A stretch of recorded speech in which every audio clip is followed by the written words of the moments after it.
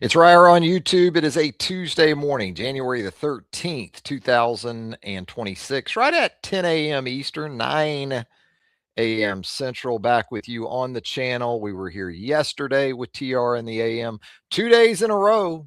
That's a streak. It's a streak. We'll go with it. We'll go with it. A lot to talk about in relation to the events of Monday afternoon. Some good news, a good news Monday. Typically, you don't associate Mondays with good news. But it certainly was the case for the Alabama football program, where both the transfer portal is concerned and also in terms of roster retention. We'll get into all of that. Alabama men's hoops with a big one on the road tonight at the Hump over in Starkville. Really need a replacement grade after that performance against Texas on its home floor Saturday night. So you lose one at home like that where you're a big favorite. Nothing's easy in this league. We understand that. But you get Mississippi State on the road, you get Oklahoma on the road this week. Really need a 2-0 week after that loss to Texas. Feels like it anyway, because you're already 1-2 in the league. Really don't want to dig that sort of hole at 1-3, 1-4, because then it gets late really early in a league like the Southeastern Conference. Plus, you already have that loss to Vanderbilt. Vanderbilt looking like the favorite right now, still very, very early, and you don't get a chance to make that one right. You don't get a return date with Vanderbilt. So that one's just sitting there for the rest of the regular season. So we'll see if Nate Oates' team, beat up basketball team right now too. I mean, you had Philon dealing with the full body cramps at Vanderbilt, and then Latrell Wrightsell right now, just a continuing issue where injuries are concerned with him. Taylor Bowen on that doubtful list for tonight's game at Mississippi State. Aiden Sherrill's been playing through some injury. So it's a tough spot to be in this early in the SEC season when you're not playing your best basketball and you're dealing with some health issues to some critical guys on your roster. But we're going to talk some Alabama football transfer portal. Again, those additions yesterday afternoon. Wanted to get more into that. Not as much of a rush to jump on here. Wanted to take some time to sort of look into some of these guys so I could give you a little bit more than just the surface level thoughts.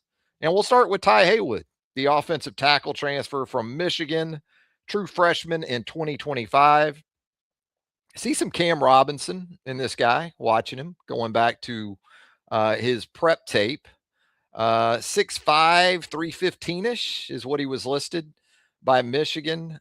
You hope, as we talked about in relation to Hollywood Smothers, we understand the commitment situation now in transfer portal, recruiting and signings. I don't know if to call it committed anymore. What I'd like to hear maybe more so has signed and or agreed to terms. Now, that's how NFL we've gotten with the transfer portal. It's more to me about, don't tell me a guy is committed. Tell me he's agreed to terms and or signed. And so Haywood coming in from Michigan, played in just 2 games last season for the Wolverines, went back and was able to find some snaps for Ty Haywood against Maryland. And that game was in late November. And those snaps were at left tackle. So it makes sense for him to jump in there with this Alabama offensive line. I think in terms of priority, if I had told you yesterday, look, you're going to have one, but not both. You're going to have this offensive tackle, still has a couple of 3 years of eligibility remaining.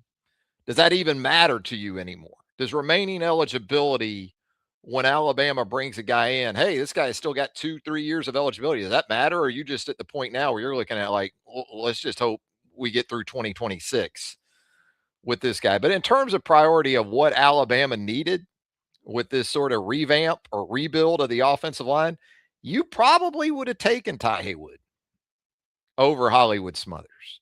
You just look at the NFL for more on that. In terms of positional value, this is the guy that you needed. And it gives you perhaps some versatility between tackle and guard and the pieces you might be able to move around to get your best 5 on the field for 2026. You feel good. You feel like, speaking of Michigan, you feel like you've got your center position sort of already established.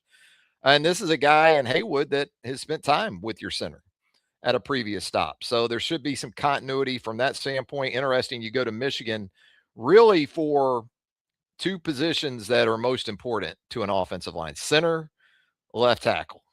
Pedigree usually of Michigan guys at that position on that particular area of the offense, pretty good traditionally, I think, when you look at it from that standpoint. I go back to the concerns about acquisition, because then I see Jordan Seaton, the offensive tackle from Colorado, hits the portal now in the last 24 hours. And this is a guy that's expected to command 2 million plus as a left tackle, transfer portal entry.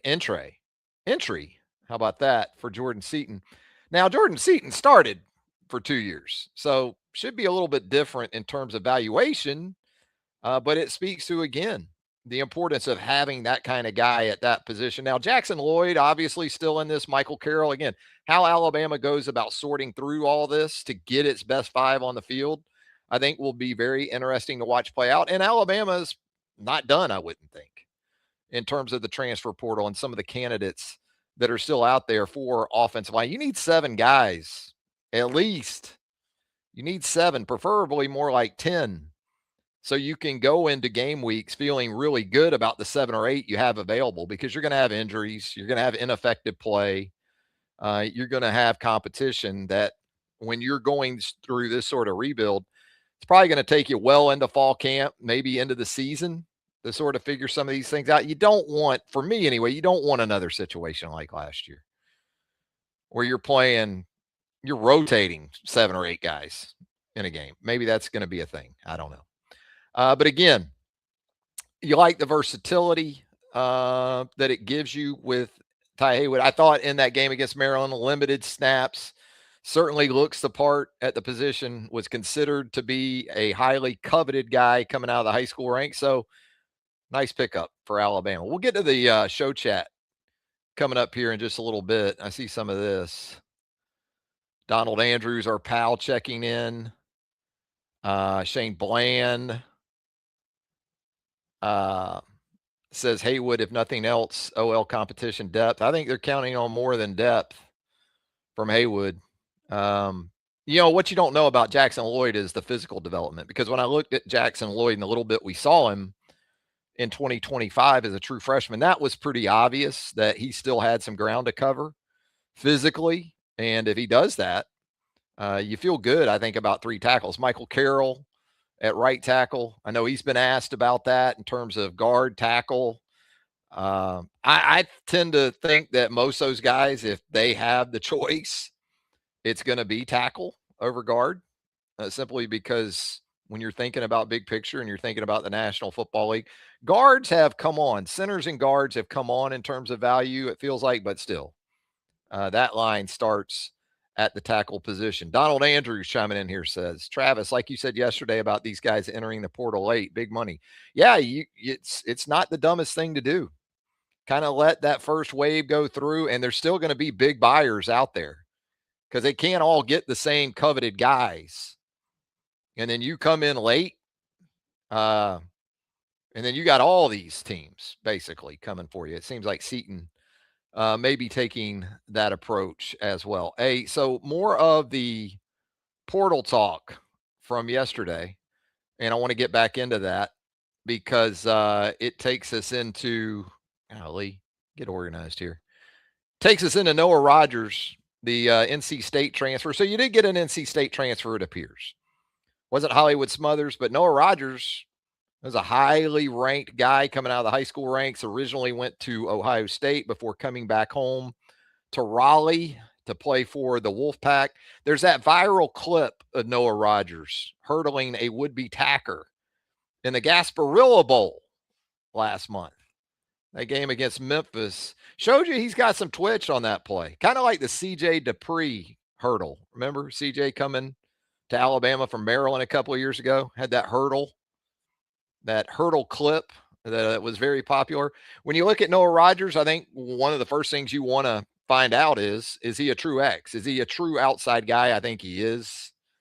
Whether it's X, whether it's Z, I think regardless, he's an outside guy for Alabama. I liked in watching him. He created some space for others because you have to respect his ability to get vertical, whether it's switch releases. And what really stood out to me about Noah Rogers is middle of the field work. A lot of dig routes. Kind of reminded me of Jeremy Bernard from that standpoint. Worked that dig route in the middle of the field, got some yards after the catch. And here's what I liked about him too. Is he Devontae Smith as a blocker on tape? Is he Julio Jones as a blocker on tape? No. No, he's not. Those guys were, for the wide receiver position, about as elite as they were pass catchers, but there's a willingness there. He's a guy that when you watch him, he'll at least go look for work on runs and on post receptions from other guys. I even saw him gun. He was gunning on punts that I saw, I think, in the Gasparilla Bowl. So, and you also you feel like, from a sample size, you're getting a guy that's going to catch 30 plus balls for 400 plus yards and a couple of touchdowns. That's essentially his last 2 seasons at North Carolina State statistically were identical. 2024, caught 35 balls for 478 yards. He was the third leading receiver for NC State in 2024. 2025, he was the third leading receiver for NC State. 33 catches, 441 yards, a couple of touchdowns. So he's a 13 yards per catch kind of guy. So you like that? I watch a lot of Jacksonville Jaguars football. So if I was going to make a comp that I'm familiar with, it would be Jacoby Myers. Jacoby Myers for the Jags was an absolute revelation after coming in via trade from the Las Vegas Raiders. I think Noah Rogers, size-wise, is kind of that sort of guy. Both of those guys, 6'2"-ish, 190, 195. So a needed addition. I think it gives you Rogers to go along with what you think right now, understanding this situation is fluid in this era of the transfer portal. Gives you it I think where it helps you too is you don't have to, as we talked about yesterday, the rush now that's put on development because of the attrition. It doesn't sort of force you to rush Sedarian Morgan. It gives you some time. Rodgers got a couple of years of eligibility left. Not that, again, that seems to matter all that much these days. But, you can bring Sedarian Morgan along at a more reasonable pace, you would think, because of Noah Rogers, and then you put him with Ryan Williams, Lottie Brooks, Rico Scott, Derek Meadows. Now you're looking at 6 or 7 guys. You still need to build on that, maybe. But it's a legitimate addition. Absolutely. In Noah Rogers. What else do we have here? We have the kicker situation I wanted to talk about this morning. I like this one. I like it because it's a hell of a story. I mean, he's not just a hell of a story. Lorcan Quinn, the Marshall transfer, is you would think this is certainly welcomed competition to that job. Couple days left in the portal. And we'll still see if you get through this window and Connor Talty's still with you and you pair him with Lorcan Quinn. Maybe it works out if you do. Quinn kicks in Tuscaloosa and Talty kicks on the road. That seemed to fit Connor Talty a little bit better in 2025, kicking on the road versus kicking in Tuscaloosa. Quinn transfers to Alabama after an all-conference freshman season at Marshall. He was 21 of 26 on field goals.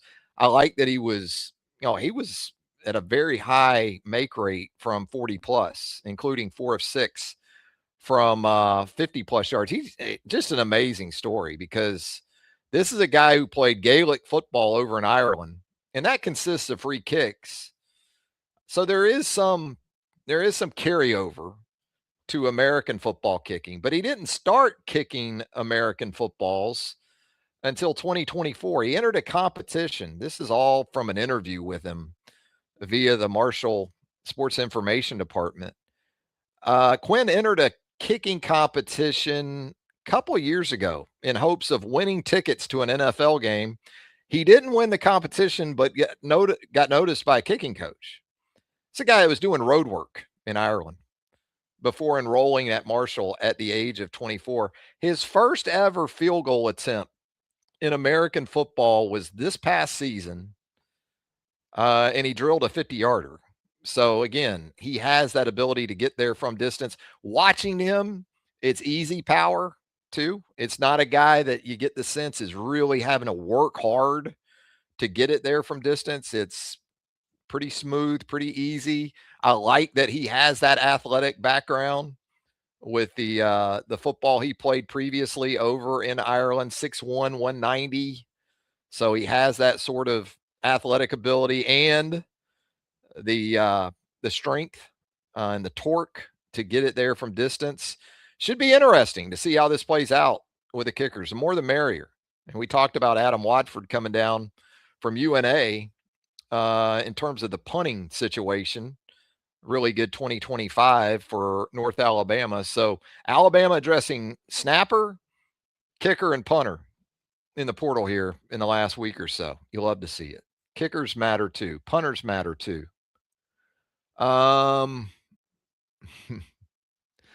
Donald says, I know you and those kickers and special teams work. Yeah, I mean, I get it. I appreciate it. So we'll see with Quinn. I like it. I like it. I think more the merrier in terms of competition. Just going to make some guys better. Either way, you would think. Hey, and also wanted to touch on Bray Hubbard returning for another year big. I tweeted this yesterday. We got the Marshall Pritchett tweet from Yale, Alabama. And we're about to close up the portal and we're about to hit the NFL deadline for underclassmen. So you got to think in terms of the older guys and the impactful guys, more of those tweets are going to be coming. At least you hope that's the case. If you're an Alabama fan from Yay, Alabama, you're going to see more of these coming back, run it back. The vernacular is interesting in terms of what teams are using. I see USC using just straight up re-signed. I don't think every program is ready just yet to go there in terms of describing the transactional era that we're in. But regardless, Bray Hubbard coming back as an anchor in that secondary for Alabama.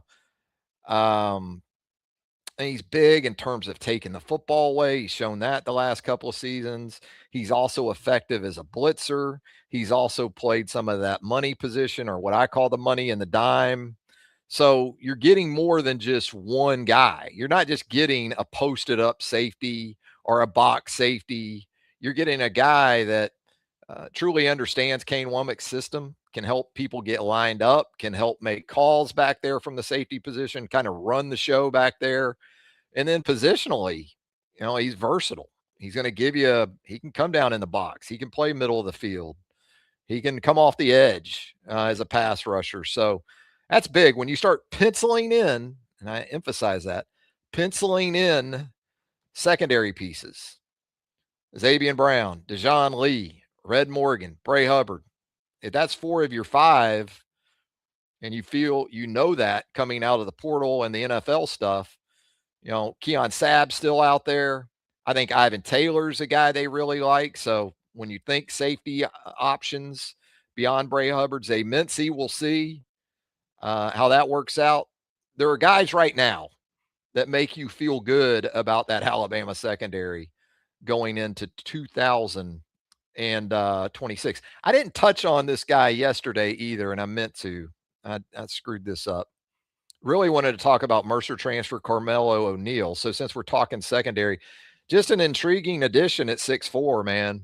You think about 6'4" corners. We talked about that with Dejon Lee. Say Mincy came to Alabama as a corner before moving to safety, and that's sort of the default reaction, I think, a lot of times to 6'4" corners. You think, well, he's going to safety. Well, maybe. But if you watch this guy, O'Neal, on the FCS level, he was effective in man coverage. Now, more so into the boundary. You get that big corner into the short side of the field, it's a better proposition, I think. Where it gets rough for a 6'4" corner is you got him out to the field, out to the wide side, and now he's got a lot to cover with probably a true X that he's working against. You get him against a Z, another type of receiver into the boundary, he can be effective, and he was. And he also, kind of like Bray Hubbard, he won off the edge in some pass rush situations against tackles. So size and traits, and he projects at pretty much every spot on the back end. But again, there is legit cornerback tape, both in press, man, and also that sort of eyes to the quarterback approach, zone coverage that Alabama likes to utilize as well. Let's head back to the show chat. What do we have? Anything, guys.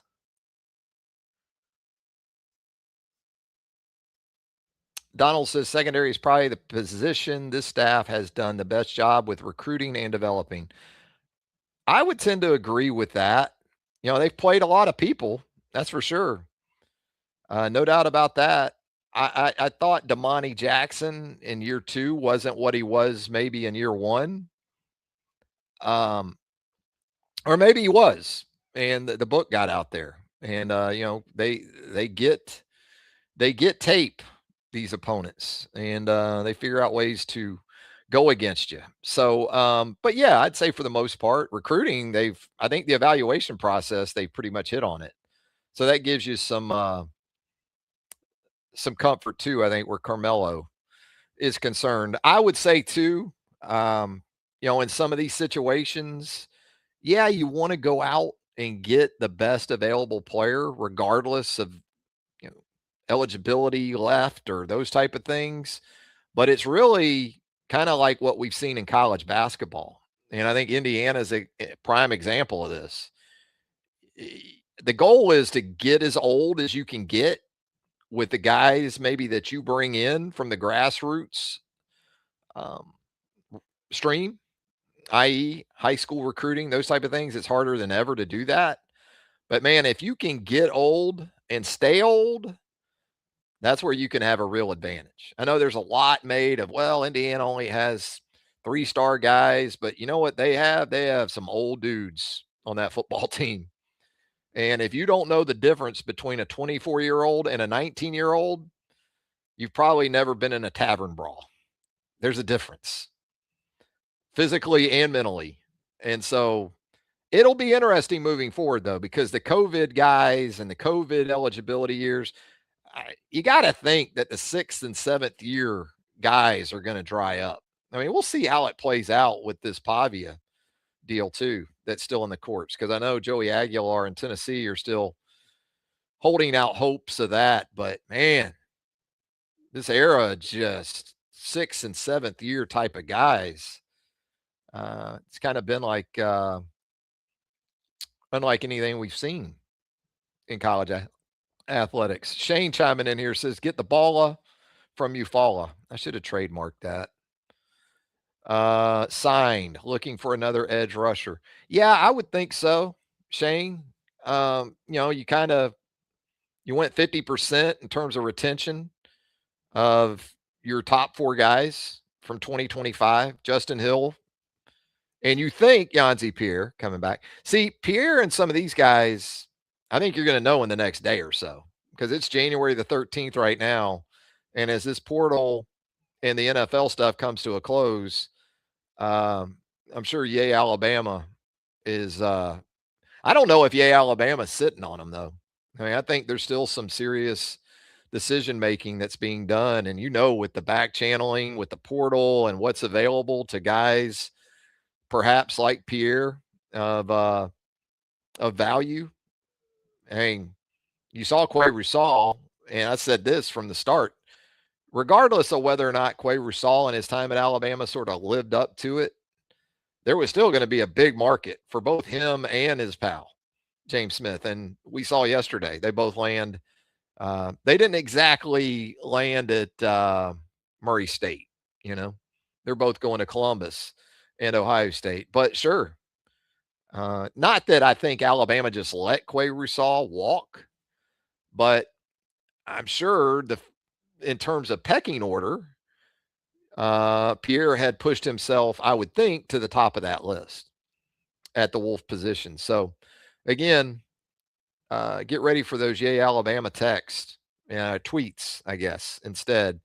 in terms of returning news and the transfer portal. Anything else, gang, before we get out of here? I just wanted to jump on with some thoughts from a Good News Monday for the Alabama Crimson side. You got you another kicker. You kept a very important defensive piece.